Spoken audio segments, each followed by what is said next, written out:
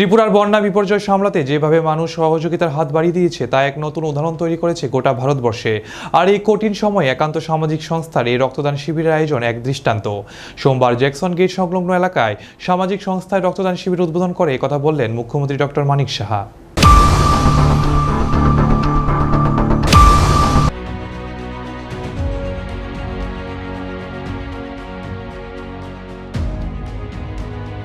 সোমবার Jackson gate সংলগ্ন এলাকায় সামাজিক সংস্থা উদ্যোগে আয়োজিত হয় এক রক্তদান শিবির। এই রক্তদান শিবিরে আমন্ত্রিত ছিলেন মুখ্যমন্ত্রী ডক্টর মানিক সাহা। এই রক্তদান শিবিরে উদ্বোধন করেন মুখ্যমন্ত্রী। পরে তিনি নিজের বক্তব্য রাখতে গিয়ে বলেন, 19 আগস্ট থেকে 24 আগস্ট পর্যন্ত ক্রমাগত বৃষ্টিতে রাজ্যে যে ভয়ঙ্কর বন্যা পরিস্থিতি তৈরি হয়েছে তা ইতিপূর্বে রাজ্যে খুবই কম দেখা গেছে।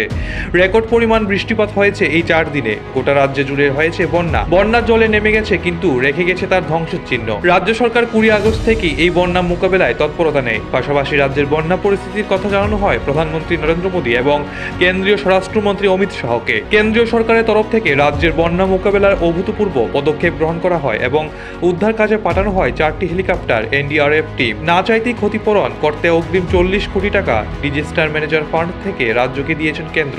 তাছাড়া রাজ্যের সব অংশের মানুষও রাজ্যের বন্যা পরিস্থিতি মোকাবিলায় সহযোগিতায় হাত বাড়িয়েছেন। মুখ্যমন্ত্রী ত্রাণ তহবিলে সাধারণ মানুষ থেকে শুরু করে বিভিন্ন প্রতিষ্ঠান আর্থিক সহায়তা করেছেন।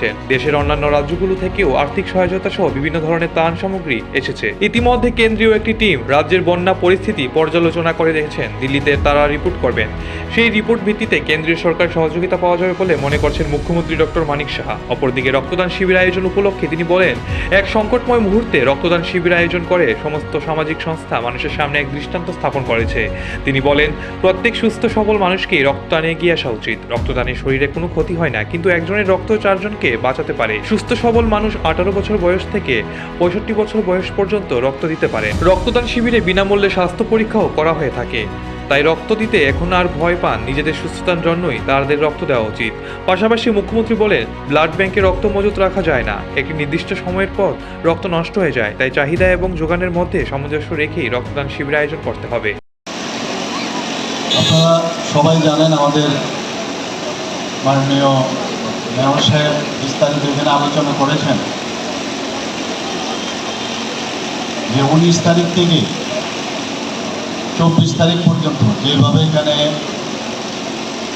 বৃষ্টিপাত হয়েছে, এরকম বৃষ্টিপাত আমরা কখনো দেখিনি। চারিদিকে বন্যা, ল্যান্ডস্লাইড, রাস্তাঘাট থেকে আরম্ভ করে পাওয়ার সেক্টর, এগ্রিকালচার, হর্টিকালচার, কৃষিকালচার সব মানে ধ্বংসস্তূপে পরিণত হয় সমস্ত জায়গায়। বিভিন্ন জায়গায় আমরা গেছি। এইরকম বৃষ্টিপাত ত্রিপুরার ইতিহাসে কখনো দেখা যায়। সাবরুমে এবং সাউথে আমরা প্রায় যে ধরনের বৃষ্টিপাত হয়েছে সেটা আগে আমরা কখনো দেখিনি। 493.6 মিলিমিটার এই ধরনের বৃষ্টিপাত কোনোদিন আমরা দেখি। এখন এই ধরনের প্রাকৃতিক দুর্যোগ সেটা তো আমাদের মোকাবেলা করতে হবে। আমাদের সরকার, আমরা সবাই মিলে কিন্তু আমরা চেষ্টা করেছি যেভাবে হোক এই সমস্যার থেকে কীভাবে আমরা বেরিয়ে আসতে পারি।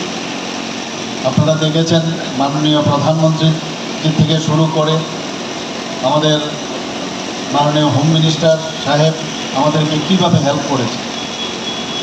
আমি দিল্লি থেকে 20 তারিখে এখানে আসি, সাথে সাথে এসে আমি ডিজাস্টার যে আমাদের সংস্থা আছে তার চেয়ারম্যানও আমি সাথে সাথে সমস্ত আধিকারিকদের নিয়ে, বিভিন্ন লাইন ডিপার্টমেন্ট যারা আছে ওনাদেরকে নিয়ে আমি বলছি রাত্রিবেলা, সেখানে বসে আমরা কীভাবে মোকাবেলা করব তার রূপরেখা আমরা তৈরি করি।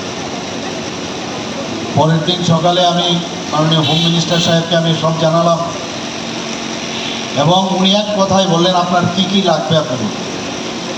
4টে হেলিকপ্টার উনি দিয়েছেন, এনডিআরএফ টিম দিয়েছেন, বিভিন্ন বোট, রাবার বোট থেকে শুরু করে যেভাবে সাহায্য করেছেন সেটা আমি বারবার ধন্যবাদ দিলেও কম হবে। শুধু তাই না, পরবর্তী সময়ে উনি 40 crore অ্যাডভান্স এআরডি যে আমাদের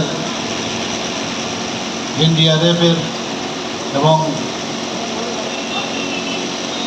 এই সংস্থা থেকে যেভাবে উনি আমাদের সাহায্য করেছেন, সত্যিই ওনাকে আমি ধন্যবাদ দিতে চাই বারবার।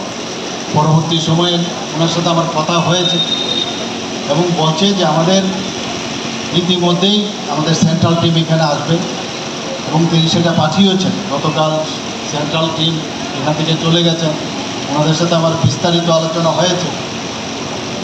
আমাদের এসডিআরএফ টিম থেকে আরম্ভ করে এখানে ভলেন্টিয়ার্স এবং আপদা মিত্র সবাই মিলে কিন্তু আমরা কাজ করেছি।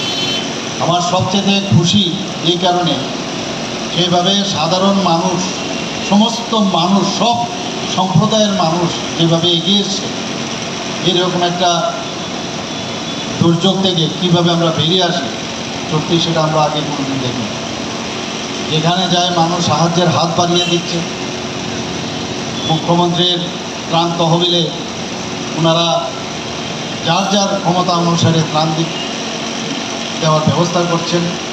বিভিন্ন সামাজিক সংগঠন বিভিন্ন জায়গায় যাচ্ছেন, ফুড থেকে আরম্ভ করে বিভিন্নভাবে ওরা সাহায্য করছে।